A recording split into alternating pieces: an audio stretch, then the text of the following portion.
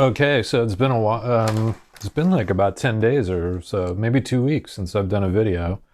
And I've got, this is going to be a smorgasbord or potpourri or random stuff. This is G.E. Smith. What advice would you give to someone who's just starting out in the music industry? Don't do it.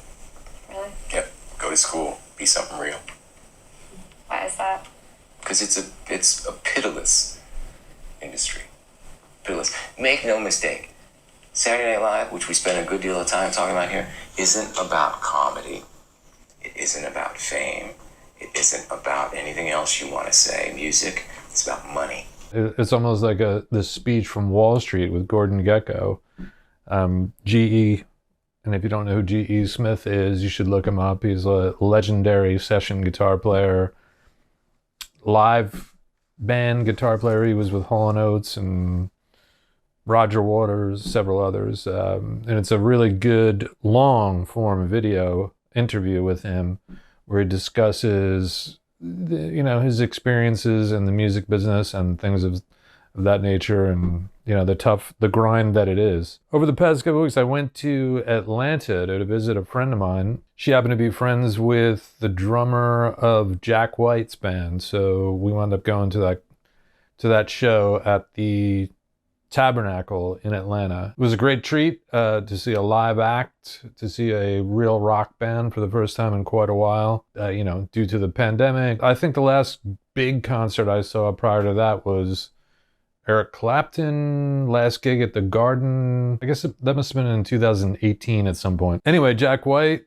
of the White Stripes, which shockingly a friend of mine who's 32 years old when I talked to him last night about the show, didn't know who Jack White was and barely knew who the White Stripes was. The only way that he knew who the White Stripes were was that I said, at the Yankee games when you hear dun, dun, dun, dun, dun, that's how he knew.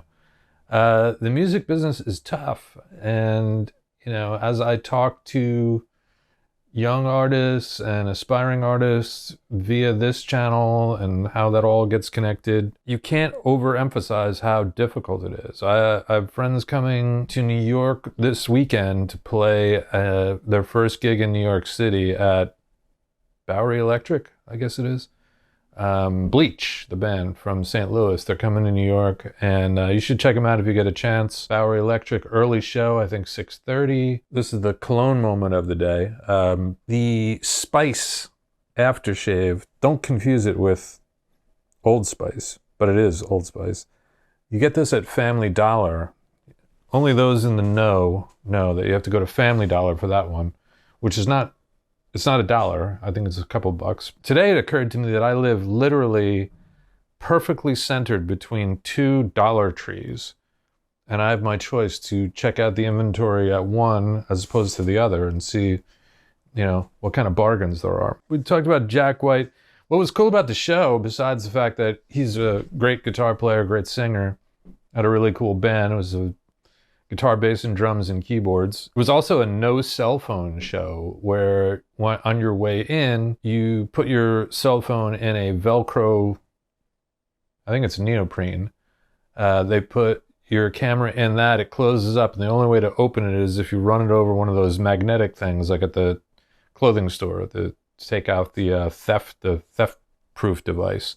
So anyway, while you're in the show, you can't use your phone, and if you have an emergency or you feel like some fucked up incredible desire to use your phone, you can go to a phone safe area in the venue. They'll open up your phone, let you use it in that area, which is nowhere near where the performance is going on, and then you put it back in the bag until the show's over. And on your way out, you run your thing over the thing, you open it up, you get your phone out, and you give him back the bag. They wouldn't let me take my camera in. He just doesn't want any reproductions of his show without his scrutiny, which I don't blame him, because, you're putting on a show, you're rehearsing a band, you're doing all this stuff to put on a great performance, and then someone with a phone in like a corner of the room could be, like recording it with their phone and blasting it out on YouTube or TikTok or whatever, and you don't have any control over like what it sounds like and such, and you know what it looks like. He can now put out a really cool concert video and put the footage up under, you know, better conditions and higher quality. So as it turns out, if you go back to one of my previous videos, I think it might be the very previous video, or exactly the previous video, I mentioned an artist named Mia Nicolai, and she was the one that on TikTok was talking about shaving her head to make her song go viral. And I mean, I kind of had suggested, like, please don't shave your head. Well, she did shave her head. I don't know. Maybe that'll work. Maybe they'll do something. But I did notice a little increase in her putting some emphasis on just being out there. I mean, there's like a YouTube vlog and some content on TikTok with actually her videos or her songs. I was watching this David Gilmour interview, which I highly recommend. I'm going to try and put it in the link below the video so that if you feel like you want to check it out, and I'll put the G.E. Smith one in there also, and anything else I might mention. There's a really good Jack White interview done by this guy Zane, where Jack gets into the entire history of Third Man Records and how they go about making the vinyl. Interesting side note on that. Via a podcast that I listened to that Josh Harris from St. Louis turned me on to, it turns out that 50% of the people that buy vinyl now do not even own a turntable. That's where we've gone in the sea of craziness that we're at. If I see a quote sometimes by anyone, I occasionally will print it out and make my own little art postcard. And this one is from David Gilmour. And it says, this is a direct quote from him: when you stop imitating and start liking your own sound, then you start getting somewhere. When you stop imitating and start liking your own sound, then you start getting somewhere. Which I totally agree. It's like he talks about it in the interview quite a bit about being proficient on the guitar, and that point where you get almost too much dexterity and too proficient, to whereas then it just becomes noodling.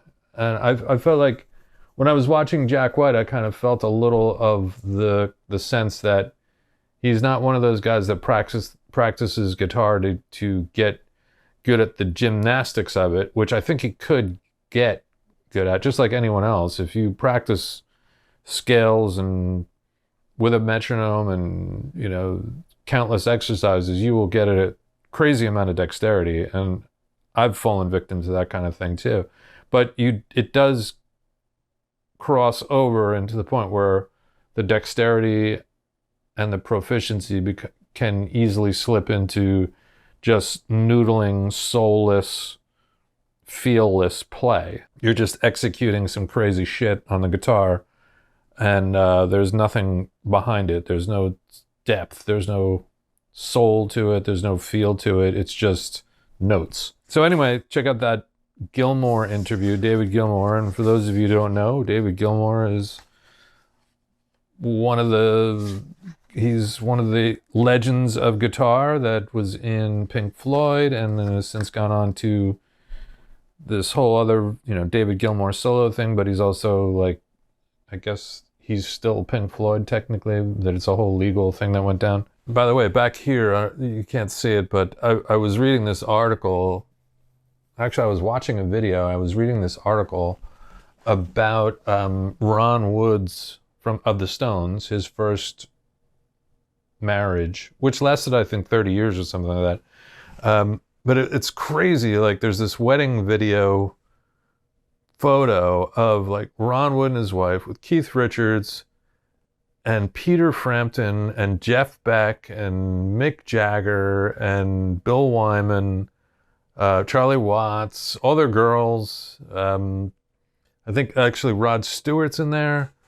I mean, that's one hell of a wedding photo. As spring has now hit New York City, I watched this quick rant this morning about a real hardcore New Yorker. And you know, I have a lot of conversations with people lately about what's going on in New York, particularly because, you know, I hate to break it to you, but the pandemic part is over. People are still getting COVID. People, you know, God willing, people aren't dying. It doesn't seem that they're dying, but it's over. But there is definitely a sense in the city that there are a lot of people that don't want it to be over because they had now found a comfort in, for 2 years and change, of having a good excuse to like just never leave their apartment.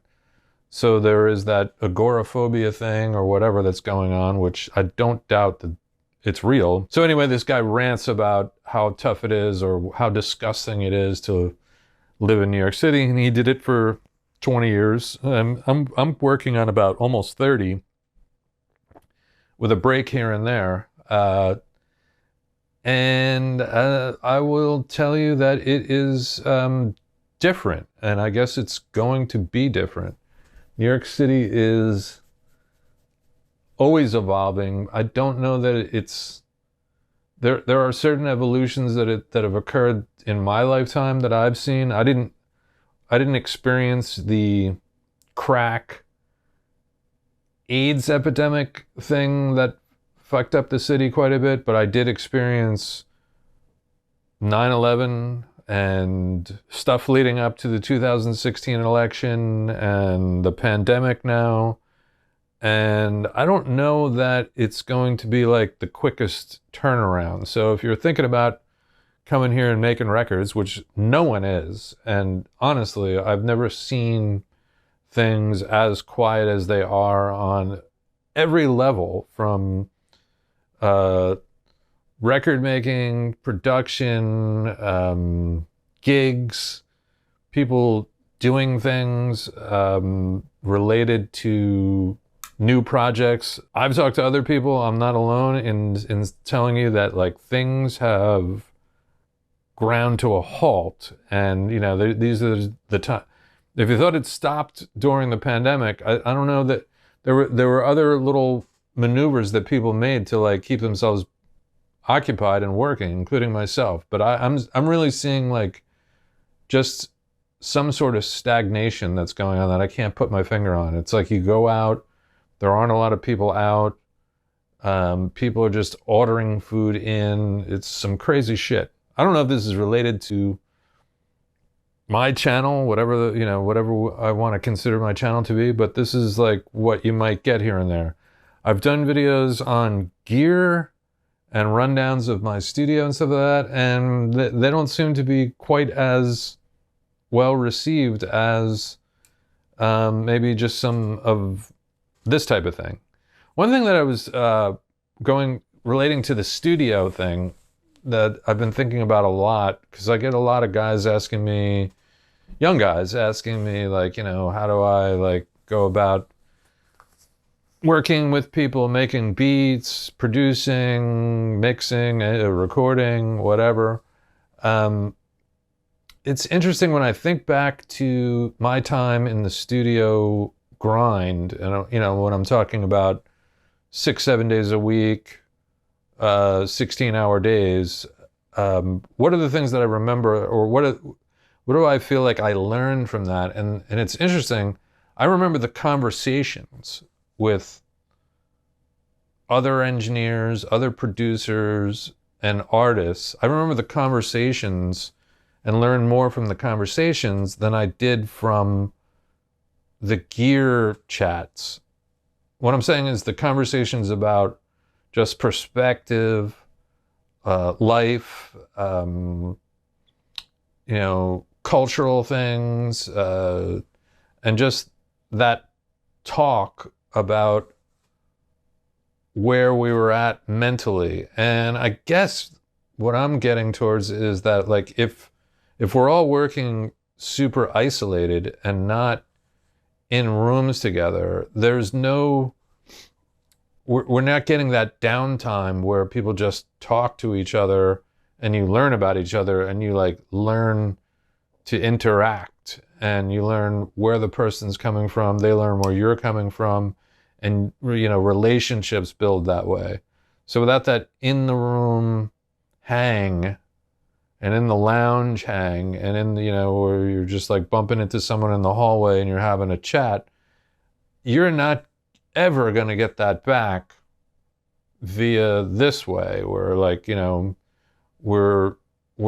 I'm doing a one way right now to you on the video, and then maybe there'll be like some occasional interaction via the comments, or like an email, or a text, or a DM, or whatever. So this is just some of the crazy stuff that I think about in trying to relate to other people as to like, what the hell is going on?